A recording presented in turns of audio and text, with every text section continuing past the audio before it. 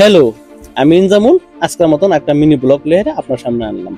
তাইলে দেখেন আজকাল প্রচুর অন্ধকার হয়ে গেছে, কলগাছি একদম প্রচুর অন্ধকার, আন্ধার হয়ে গেছে গা। দেশ একটা ভাঙ্গিয়া টুন টুন টুন টুন করতেছে। দৌড়ে গেলাম, দুটো পিলপিলি উল্টে পড়লো চারিয়ালি ভিতরে। সাথে যাওয়ার সাথে সাথে দেখলাম দুটো পিলপিলি টুপুস করে খুন্দা খাইলো। খুন্দা খাওয়ালো, লগে লগে দৌড় মেরে আইলাম।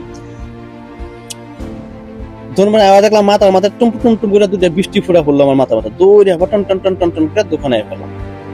দোকানে আমার সাথে সাথেই দোকানে খোলা দুটো ছাতি দিবার ছাতি নাই।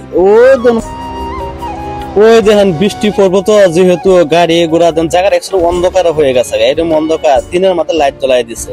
এটা ঘটনা হচ্ছে 3টা বা 4টার ভিতরে ঘটনা। তামাম লাইট জ্বলাইছে, অন্ধকার রাত হয়ে গেছে।